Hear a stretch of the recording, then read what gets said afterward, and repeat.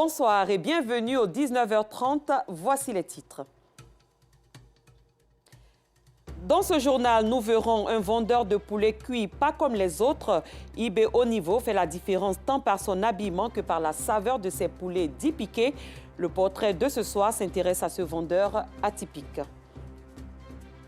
Vers un axe Burkina Faso, Mali, Guinée, les chefs de la diplomatie de ces trois pays d'Afrique de l'Ouest se sont retrouvés ce jeudi à Ouagadougou pour une séance de travail. Sans plus tarder, le portrait.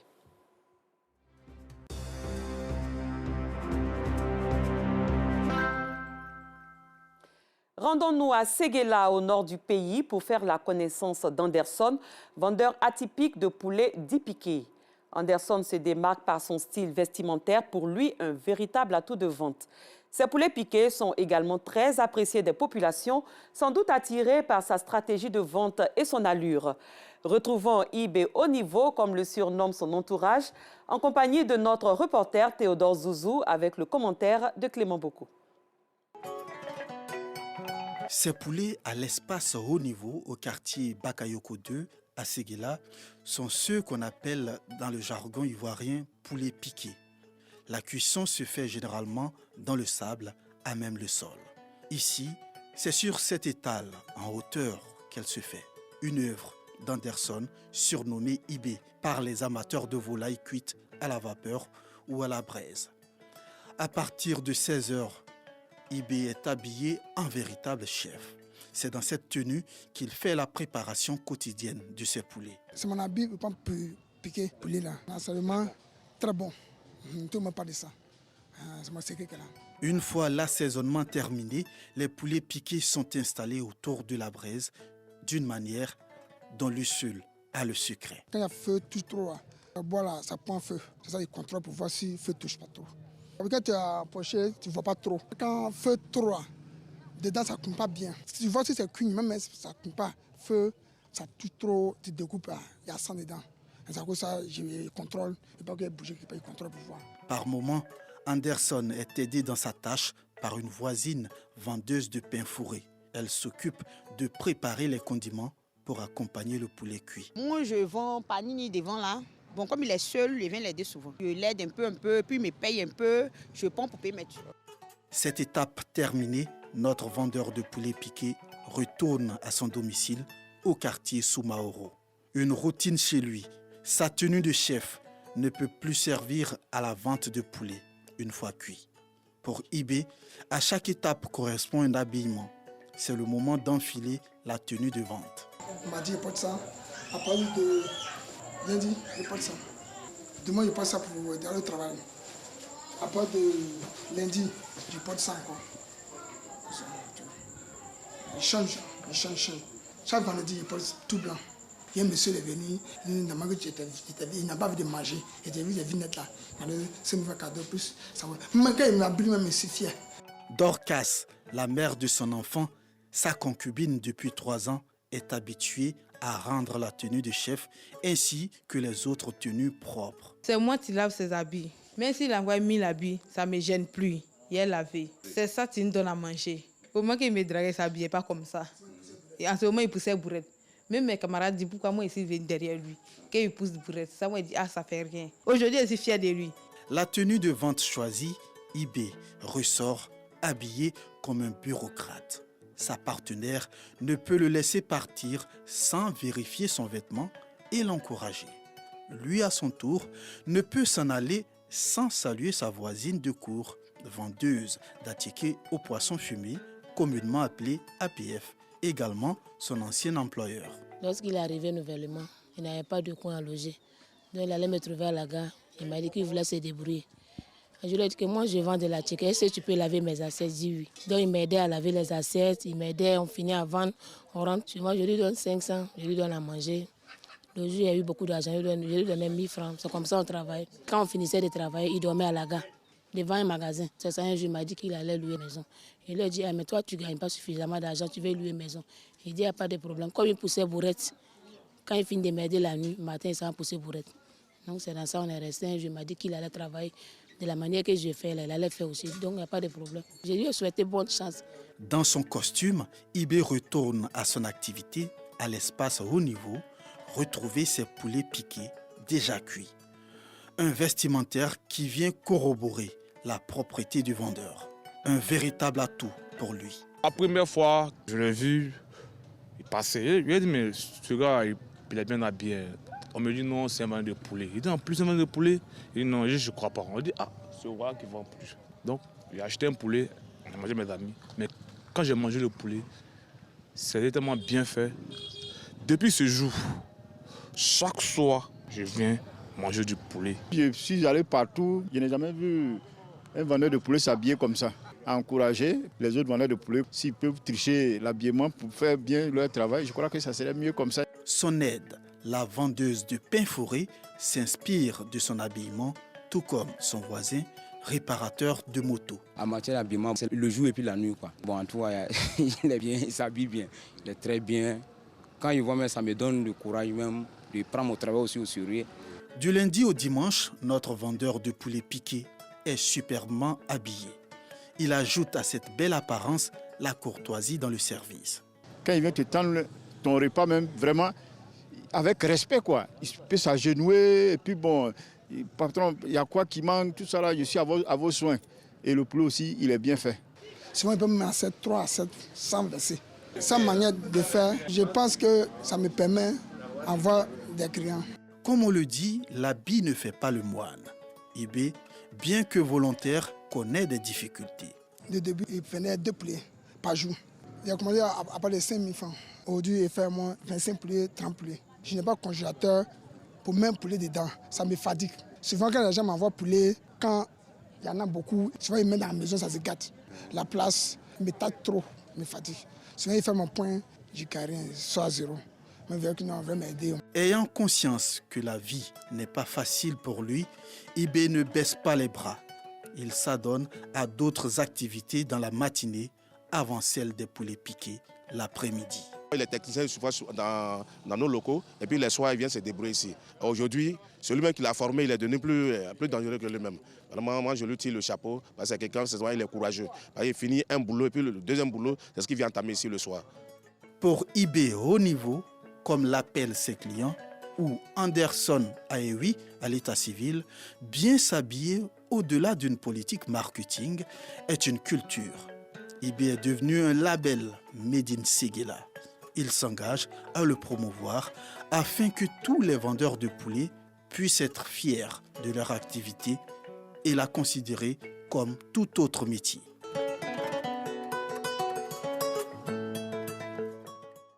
Bonne continuation à Anderson dit Ibé haut niveau pour le bonheur de sa clientèle.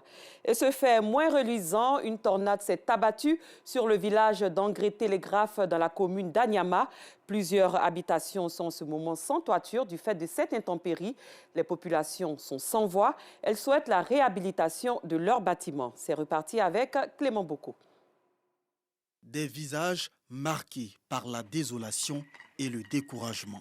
La raison, une tornade survenue dans la nuit du vendredi 3 au samedi 4 février 2023 dans le village d'Adien Télégraphe, sous-préfecture de Brofodoumé, dans le département d'Anyama. Cette tornade a décoiffé plusieurs maisons et causé de nombreux dégâts matériels. Heureusement, aucune perte en vie humaine n'a été enregistrée. Aujourd'hui, il y a des familles qui n'ont pas de dortoir. D'autres dorment à l'école, d'autres dorment dans les églises, ce qui fait un problème dans le village. Moi, j'ai logé hier dans ma salle de classe, donc aujourd'hui, je compte aller encore là-bas. Donc, si on pouvait quand même trouver des locaux rapidement dans l'immédiat pour qu'on puisse commencer le travail. Le chef du village d'Adien Télégraphe, Jean-Baptiste Yaté Elélé, lance un cri de cœur aux autorités compétentes. Nous connaissons bien le grand cœur de notre président, nous l'appelons au secours, nous appelons les bonnes volontés, tous ceux qui peuvent venir nous aider au secours, Adien et Maîtri. Alerté, le sous-préfet de Brofodoumé est venu lui-même constater l'ampleur des dégâts. Ce sont plus d'une centaine de personnes sinistrées, désormais sans abri. Vivement que ces populations sinistrées d'engrais télégraphe soient très vite assistées. Et cette interrogation maintenant, que devient la casse d'Abobo des mois après l'opération de déguerpissement des ferrailleurs initiée par la mairie? Notre équipe de reportage s'est rendue sur ce site qui abritait autrefois ferrailleurs et autres revendeurs de pièces automobiles pour faire son constat. Ce point relaté sera plus amplement relayé dans nos prochaines éditions. L'ONG Bloom invite les hommes à s'impliquer dans la lutte contre les violences basées sur le genre. Elle a initié un panel à cet effet. Le ministère de la Femme, de la Famille et de l'Enfant estime à plus de 6 000 les cas de violences basées sur le genre en 2021. Georgette Ido-Fofana.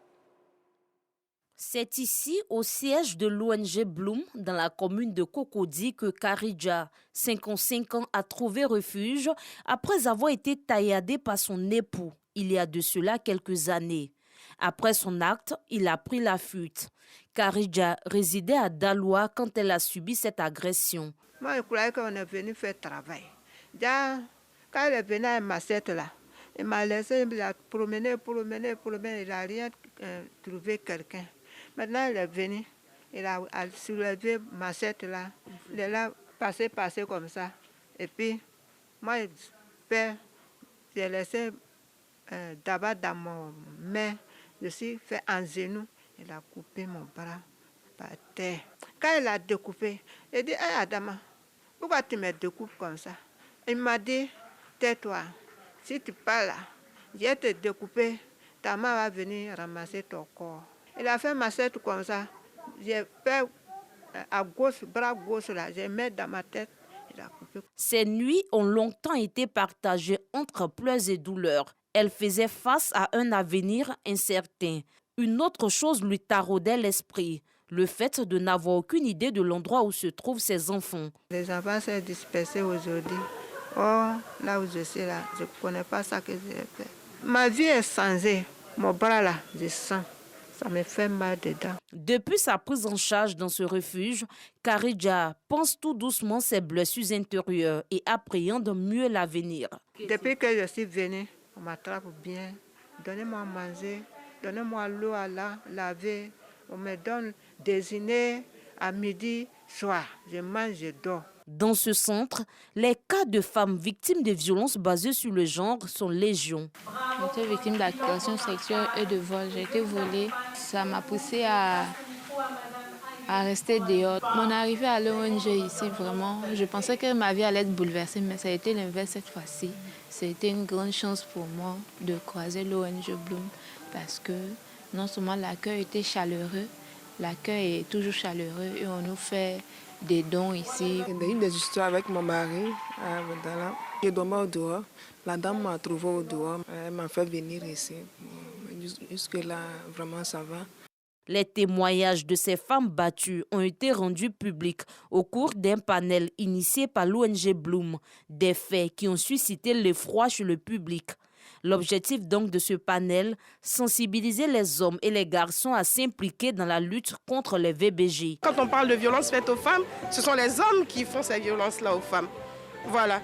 Donc il faut pouvoir mener la lutte dans un autre sens. C'est vrai qu'il faut conscientiser la femme pour qu'elle puisse prendre ses responsabilités, qu'elle puisse prendre conscience de ses droits, ces stéréotypes de genre, cette masculinité qui exprime la violence. Il faut qu'on puisse agir là-dessus. Parce que s'il n'y a plus d'hommes violents, il n'y aura plus de VBG. Cette rencontre a enregistré la présence des ambassadeurs du Maroc, de la Belgique et de la Mauritanie en Côte d'Ivoire, tous engagés dans la lutte contre les violences faites aux femmes. C'est l'indignation de voir vraiment que les femmes sont agressées au plus profond de leur être, pas parce qu'elles ont pour ce qu'elles ont fait, mais parce qu'elles sont femmes, simplement parce qu'elles sont fragiles, parce que des hommes voient une opportunité d'agression ou d'exprimer des frustrations. Ce n'est pas acceptable et nous devons nous ériger contre cela. Depuis son ouverture en 2021, ce sont plus de 200 personnes qui ont été reçues au refuge Bloom. Selon le ministère de la Femme, de la Famille et de l'Enfant, ce sont 6040 cas de violences basées sur le genre qui ont été pris en charge en 2021. Un mot de santé dans le cadre de ses activités. L'organisation non gouvernementale Lean on My Love a organisé récemment dans les locaux du Centre national de transfusion sanguine CNTS à Trècheville une opération de don de sang. Opération au cours de laquelle les populations ont été sensibilisées à l'importance qu'il y a à donner de leur sang, eu égard à la pénurie de ce liquide précieux constaté dans les établissements sanitaires. Un geste anodin, mais qui sauve des vies humaines, comme nous le fait savoir Parga Sorokone de Madongui. Trècheville, Centre national de transfusion sanguine. De 300 poches de sang par jour, aujourd'hui, on n'en distribue que 50, et ce, depuis le déclenchement de la COVID-19, selon les responsables du CNTS. Et pour le ministère de la Santé, de l'Hygiène publique et de la couverture maladie universelle, la Côte d'Ivoire a besoin de 230 000 poches de sang. Elle a malheureusement un total de 160 000 poches par an. Le ministère exhorte donc les populations à se mobiliser afin de lutter contre la pénurie de sang dans nos hôpitaux. Un appel entendu par Yannick, la trentaine révolue, venue donner de son sang afin de venir en aide aux malades dans le besoin. Après plusieurs années, l'homme a pris conscience et on a décidé de faire comme les autres. On ne sait jamais, surtout que c'est pour sauver des vies. Voilà, donc ça me fait plaisir de donner mon sang aujourd'hui. Comme Yannick, ils sont nombreux ces personnes qui ont décidé de donner de leur sang pour sauver des vies. Cette action humanitaire, une initiative de l'ONG Lean on My Love. Nous avons pu réunir une cinquantaine de personnes qui vont donner leur sang aujourd'hui, mais ça ne doit pas s'arrêter aujourd'hui. Nous devons pérenniser ça et puis permettre aussi à d'autres personnes de savoir qu'ils peuvent venir donner leur sang. Venez à l'information et aidons-nous pendant que nous sommes encore en bonne santé. Moi, j'ai en plus un de mes neveux qui était hospitalisé dernièrement, qui a bénéficié de beaucoup de poches de sang. Ça m'a motivé, ça a motivé l'ONG à poser cet acte-là ce matin-là, qui, j'espère, vont permettre de sauver des vies demain. Avec cette opération don de sang, le centre de transfusion va collecter de nouvelles poches. Et ces poches-là vont aider à sauver des personnes malades, à sauver des personnes en détresse dans nos hôpitaux. Créée en 2021, l'ONG Lean on My Love entend mener plus de campagnes afin d'inciter les populations à donner de leur sang pour aider les personnes souffrant d'anémie et de la drépanocytose. En religion, on s'intéresse à la commémoration de l'anniversaire du prophète de l'islam, une initiative du cheikh Abdul Aziz Sarba pour exhorter à la paix, au vivre ensemble et à la cohésion. Nous y reviendrons dans nos prochaines éditions. À l'étranger, les chefs de la diplomatie des 3 pays d'Afrique de l'Ouest, dirigés par des militaires à la suite de coups d'État, à savoir le Mali, la Guinée et le Burkina Faso, se sont rencontrés ce jeudi à Ouagadougou, capitale burkinabé. Une rencontre qui intervient 2 jours après la visite mardi au Mali du ministre russe des Affaires étrangères, Sergei Lavrov, qui a promis son aide à la région sahélo-saharienne et même aux pays riverains du Golfe de Guinée. Ensemble, nous allons faire une déclaration vers les organisations régionales pour qu'on puisse entendre encore de façon plus audible les réclamations et requêtes de nos peuples à travers nos gouvernements et nos leaders, a affirmé Morissanda Kouyaté, ministre guinéen des Affaires étrangères et des Guinéens de l'étranger, au sortir de ce conclave. Et plus loin, plus de 200 prisonniers de l'opposition, dont 2 Françaises, ont été libérés ce jeudi au Nicaragua par le gouvernement de Daniel Ortega et sont en route pour les États-Unis. Washington a salué la libération de ces prisonniers politiques, parlant de mesures positives. Plus de 200 opposants avaient été envoyés en prison dans le cadre de la répression qui a suivi les manifestations ayant éclaté en 2018 contre Daniel Ortega, président du Nicaragua depuis 2007. Le bilan des séismes qui ont frappé la Turquie et la Syrie ne cesse de s'alourdir et dépassait ce jeudi les 17 500 morts. Les chances de survie s'amenuisent plus de 72 heures après le séisme de magnitude 7-8 et ses répliques qui ont frappé la région ce lundi.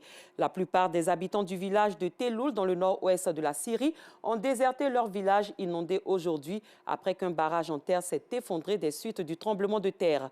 La France a annoncé une aide d'urgence de 12 millions d'euros pour la population syrienne.